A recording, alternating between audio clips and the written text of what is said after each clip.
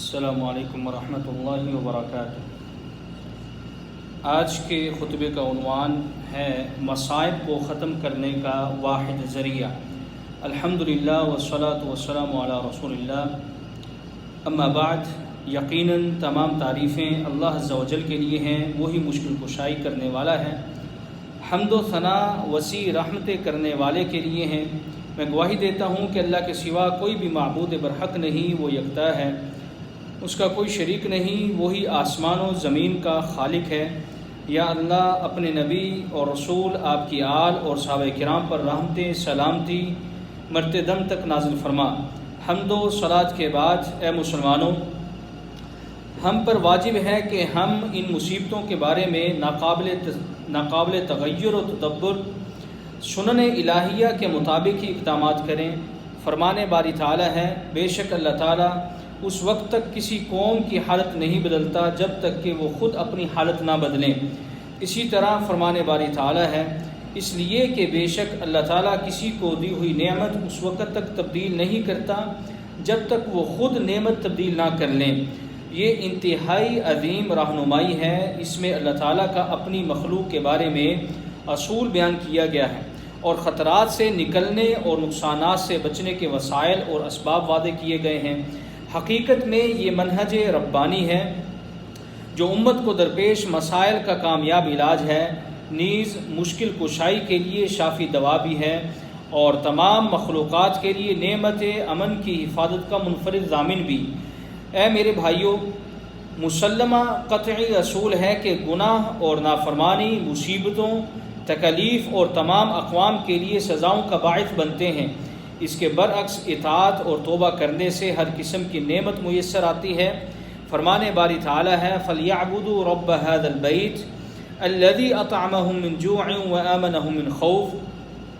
انہیں چاہیے کہ وہ اس گھر کی عبادت کریں، اس گھر کے رب کی عبادت کریں جو انہیں بھوک میں کھلاتا ہے اور دہشت سے امن نوازتا ہے۔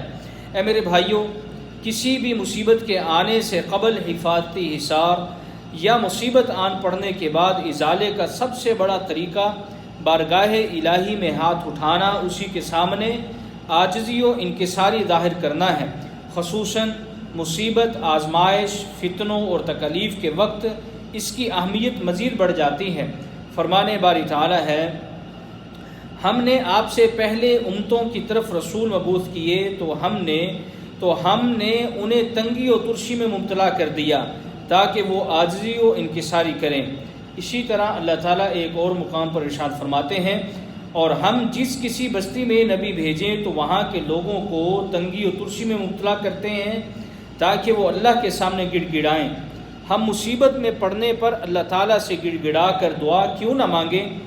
وہی ہر قسم کی مشکل کشائی پر قادر ہے۔ اسی لیے فرمایا، بھلا کون ہے جو لاچار کی فریاد رسی کرتا ہے جب وہ اسے پکارتا ہے اور اس کی تکلیف کو دور کرتا ہے؟ اور کون ہے جو تمہیں زمین کا جانشین بناتا ہے؟ کیا اللہ کے ساتھ کوئی اور الہ ہے؟ تم لوگ تھوڑا ہی غور کرتے ہو۔ ہم کسی بھی تنگی اور ترشی کی حالت میں اللہ سبحانہ و تعالیٰ کے سامنے جھولی کیوں نہ پھیلائیں؟ وہی تو ہمہ قسم کی تکلیف رفع کرنے والا ہے۔ اللہ تعالیٰ ارشاد فرماتے ہیں، فرما دیں کہ کون تمہیں بر و بحر کے اندھیروں سے نجات دیتا ہے؟ تم اسے گڑ گڑا کر اور چپ کے پکارتے ہو کہ اگر وہ ہمیں اس سے نجات دے تو ہم ضرور شکر کرنے والوں میں سے ہو جائیں گے۔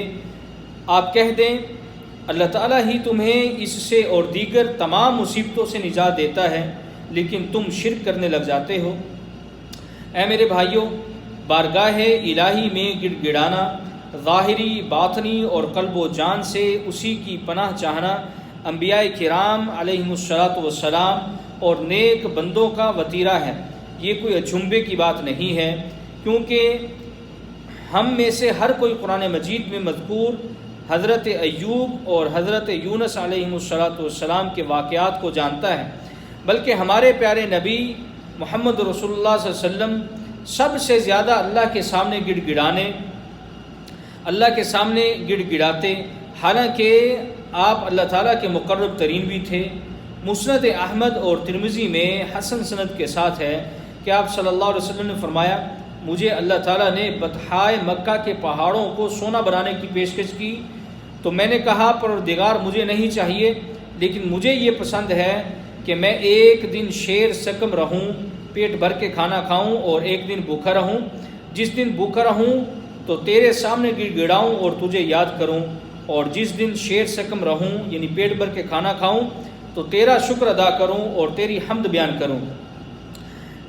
میرے مسلمان ساتھیوں، مسلمانوں کے لیے یہ بات کسی خطرے سے کم نہیں کہ مسلمان سنگین مسائل کا سامنا ہونے کے باوجود رب العالمین کے سامنے خشوع و خضوع نہ اپنائے، احکام الہی کی پاسداری نہ کرے اور اطاعت گزاری کی بجائے نافرمانی میں مگن رہتے ہوئے شریعت سے روگرداں رہیں، کیونکہ اللہ تعالیٰ نے ایسے لوگوں کے بارے میں فرمایا ہے، پھر جب ان پر ہمارا عذاب آیا تو وہ کیوں نہ گڑ گڑائے اور معافی مانگی، مگر ان کے دل تو اور سخت ہو گئے، اور جو کام وہ کر رہے تھے شیطان نے انہیں وہی کام خوبصورت بنا کر دکھلا دیا۔ چنانچہ اس کا نتیجہ بہت ہی بھیانک اور سنگین برآمد ہوا۔ اللہ تعالیٰ فرماتے ہیں، جب انہوں نے نصیحت کردہ چیزوں کو بھلا دیا تو ہم نے ان پر ہر چیز کے دروازے کھول دیے، یعنی ان پر معیشت و خزانوں کے دروازے کھول دیے، انہیں بغیر کسی رکاوٹ اور صعوبت کے خوب فراوانی میسر آئی تاکہ انہیں مزید مہلت دی جائے۔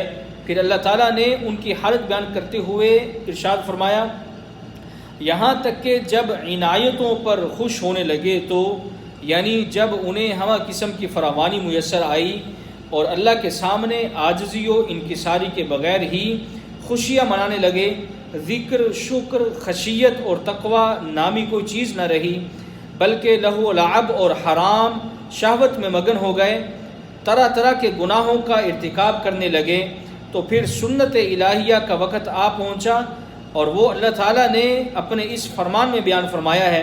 اللہ تعالیٰ فرماتے ہیں کہ یہاں تک کہ جب عنایتوں پر وہ خوش ہونے لگے تو ہم نے انہیں اچانک پکڑ لیا اور وہ بالکل مایوس ہو گئے، پھر ظالموں کی جڑیں کاٹ دی گئیں، اور تمام تعریفیں اللہ رب العالمین کے لیے ہیں، کیونکہ جب تکلیف ملنے کے باوجود بارگاہ الہی میں سجدہ ریزی سے اعراض کیا جائے، جب نعمتوں کا شکر ادا نہ کیا جائے، مصیبتیں بھی سبق نہ سکھا سکیں، سحر انگیز بیان کوئی اثر نہ کرے، تو اللہ تعالیٰ کے فیصلے کا وقت آ جاتا ہے۔ سب کے لیے لازمی اور ضروری ہے کہ تجزیہ نگار حالات کے بارے میں تجزیات پیش کرتے ہوئے اس سنت الہیہ کو مد نظر رکھیں، چنانچہ مادی اسباب کو محور گفتگو مت بنائیں، بلکہ کتاب الہی میں لکھے ہوئے قانون الہی کو سامنے رکھیں، کیونکہ اسی کی بنیاد پر اس امت کے لیے دنیاوی اور اخروی کامیابی، کامرانی اور فلاح و بہبود ہے۔ اے میرے اسلامی بھائیوں، اہل اسلام پر حق بات کے لیے اتحاد اور باطل مٹانے کے لیے باہمی تعاون انتہائی ضروری ہے، بلکہ واجب ہے۔ افواہوں سے بالکل اجتناب کریں۔ منافقین اپنے کفار کی جانب سے افواہوں کے ذریعے مسلمانوں کے اتحاد کو تار تار کرنے کی کوششیں عہد نبوی سے جاری کیے ہوئے ہیں۔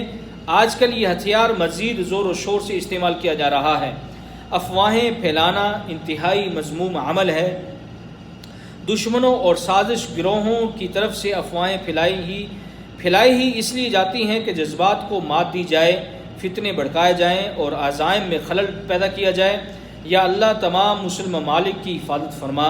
اللہ تعالیٰ میرے اور آپ کے لیے قرآن مجید کو خیر و برکت والا بنائے، اور اس میں موجود رہنمائی اور ہدایت ہمارے لیے نفع بخش بنائے۔